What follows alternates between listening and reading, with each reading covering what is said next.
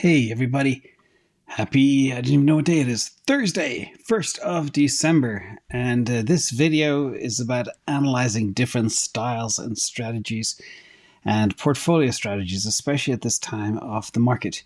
Now, there is a very interesting Harvard study. First of all, I have an insatiable appetite for learning. I've been up since 3 o'clock this morning, and I'm very tired, but it doesn't stop me. But yesterday I heard about this cool study, and it talks about how 93% of people love everybody, 5% of people don't like most people, and 2% hate everybody. And remember, it's the 2% that are the most vocal.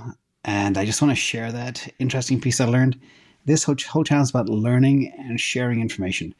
And hopefully you can put it all together, okay? So I did a video today with Ran. Ran was a kind guy when I got deplatformed. He was the first person to call up and say, come on the show.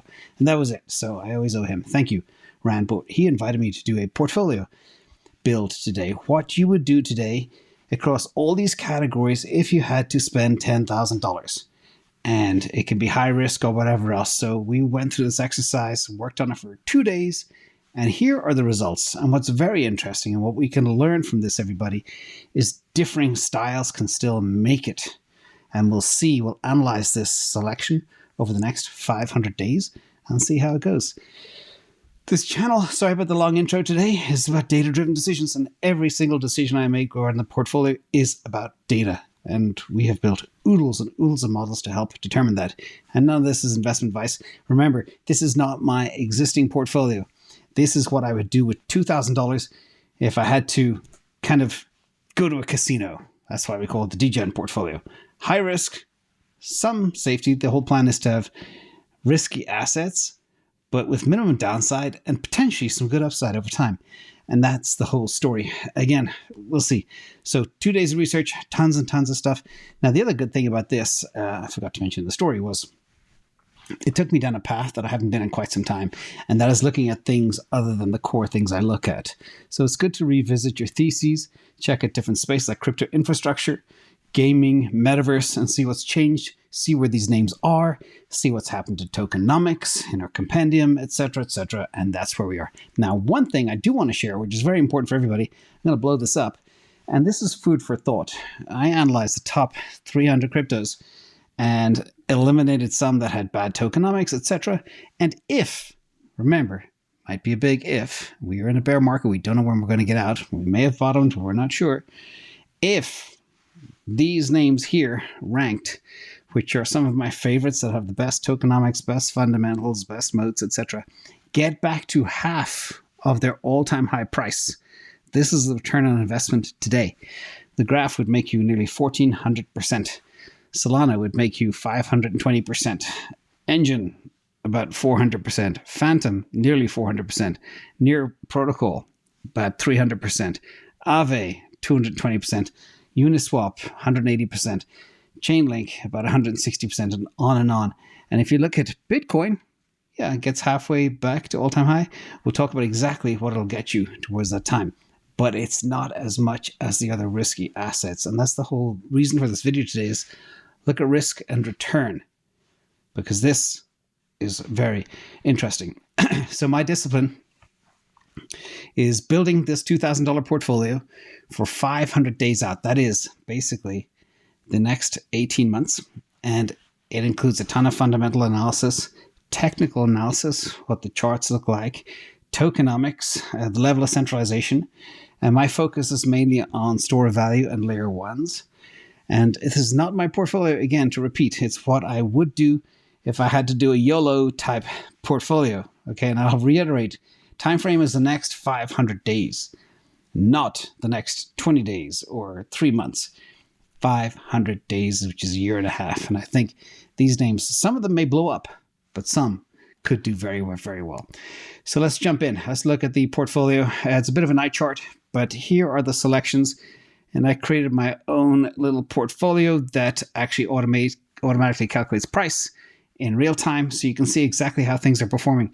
And today was a volatile day. Some things were down, some things were up. It's funny when you look at the daily performance of some of these names.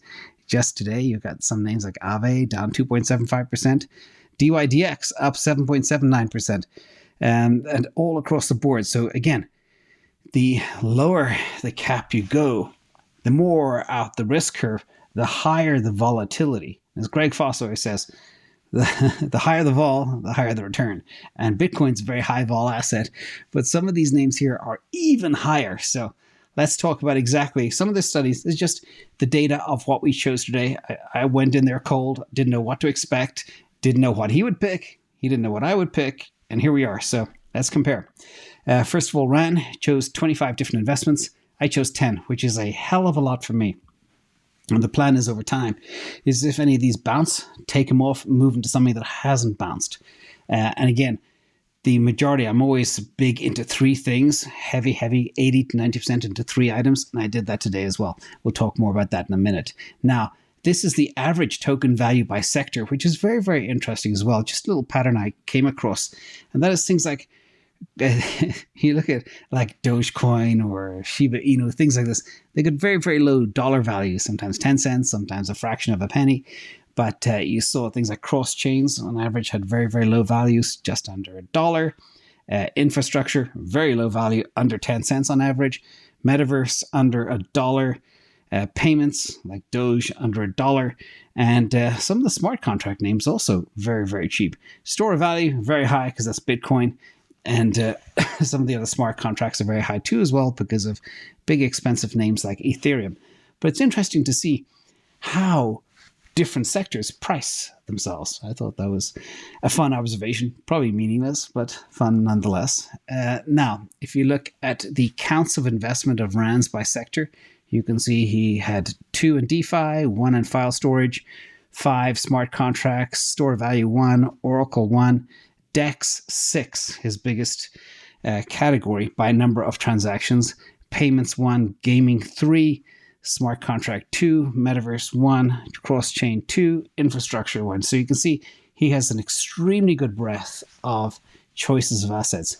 I tend to be much more focused. That's why this is fascinating to me is, does breadth and diversification work in crypto, or is it better to be focused in one area and play it and trade it? We'll see what happens over time. It's very, very interesting. But I also know what I don't know, and that's very, very important in the investing space too. I know nothing about gaming, never mind crypto, metaverse gaming. Clueless. Now, his dollars by sector, store value, the biggest investment was $300 into Bitcoin. Then you have smart contracts running an average about $80. Smart contract, that was the layer 2, that was Polygon. Smart contract layer 1s on average about $120. Payments all around 50 all across the board, and file storage was $100 as well. So it's important to look at how the money is dispersed. He was very heavy into Bitcoin and Ethereum. I thought I'd be heavier into those than he was, but that's where we are. And here are the percentages. You can see that 25% of his portfolio is given to DEXs. And I think that could be a very interesting move because decentralized exchanges are definitely very hot. I'm talking about them for a while. Nobody trusts centralized anything anymore, and this is their time to shine. So also they were flawless during the actual multiple black swans we've had this year. Big into gaming, layer 1s, and the other big place is cross-chain. So things like cross-chain, gaming, infrastructure, storage, or stuff I rarely touch or ever.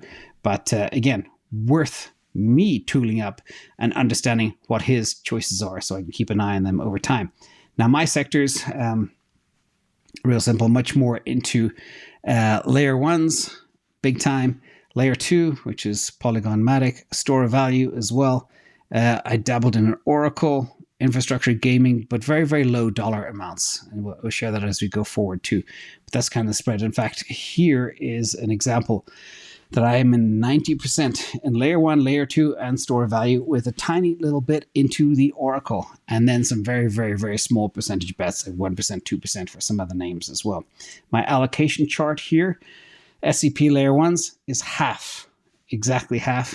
Layer 2, 9.1%. So nearly 60% of my bet is in that space that I know best, where I feel most comfortable. Store of value, Bitcoin, 27.3%. And then the Oracle, little DEX and Uniswap, and a little infrastructure that I'll talk about in a minute, called the graph, which was actually one of the reasons I went to the graph is to bring this chart back up again, is this piece here.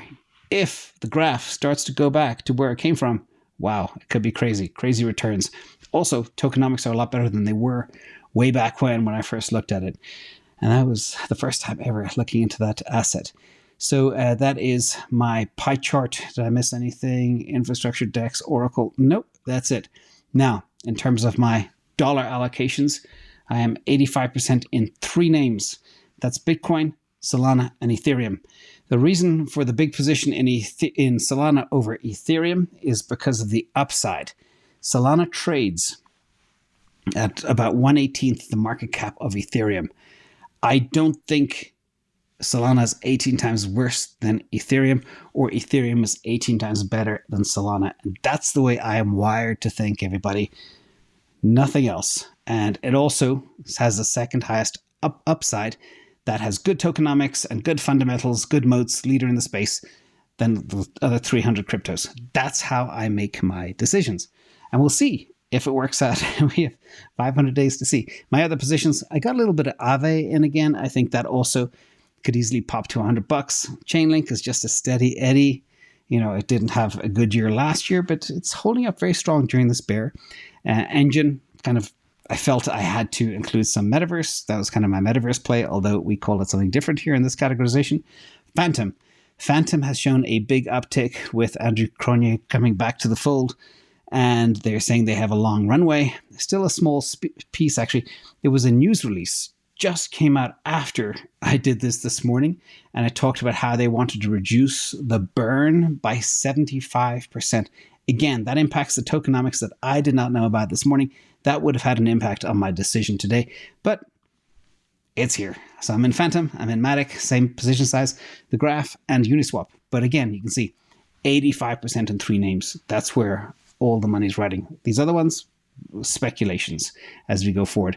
Now, let's talk about me versus Ran in terms of sectors. You can see I am in blue. He is red. I am heavier in layer 1s. He is heavier in layer 2s. I am heavier in store of value. He's way heavier in DEXs. I didn't do any cross-chain. DeFi is kind of similar, which is interesting. He's way bigger in gaming. We're similar in infrastructure too. I didn't do any metaverse per se.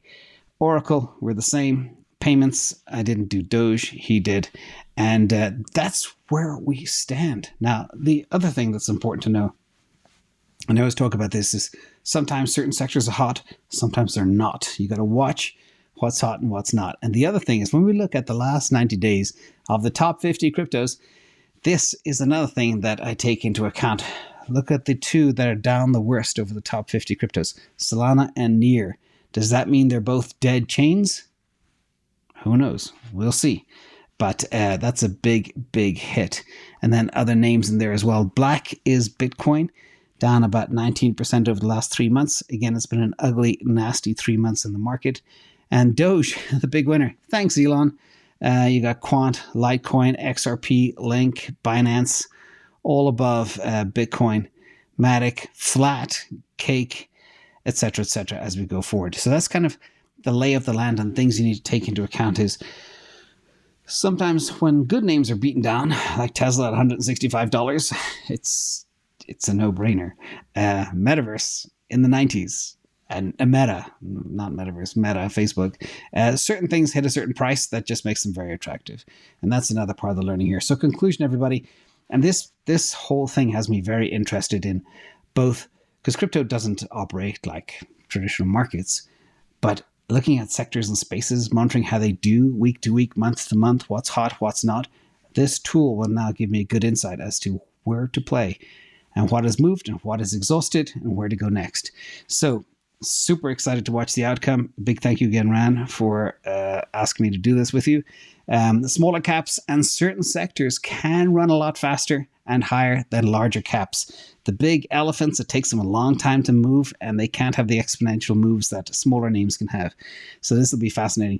And we will see if less is more or more is less, i.e. I am far less diversified than he is. I'm far more high conviction, fewer names. And we'll see what wins. We'll see if diversification has value in crypto. Also, what happens in the advent of a bull run. That's fascinating. And how will layer ones play? Will the pickaxes do what happened in the gold rush back in the 1880s, 1890s in California, We shall see. Now, the most important thing is I did a video 18 days ago saying we have 17 days left. And somebody remembered that. And I said, unless this time is different, Bitcoin will run. And at the time, I think it was about 16,000. And it ran. So here we are. It was at 15,000, 17 days ago. It's like at the bottom. So it was funny how that 17 days, it was actually 16 days before Bitcoin actually made a move. So it was like a little day, a day too long, and a dollar too short. No, it doesn't matter. Okay, with that, everybody, I hope you enjoyed the video. Again, there's something for us all here to learn, and check it out. I will add a link as well to the video here at the very beginning, so you can all check it out if you haven't, and hear our perspective on this breadth of altcoins, why we like them and why we don't. So thank you all. Have a good night.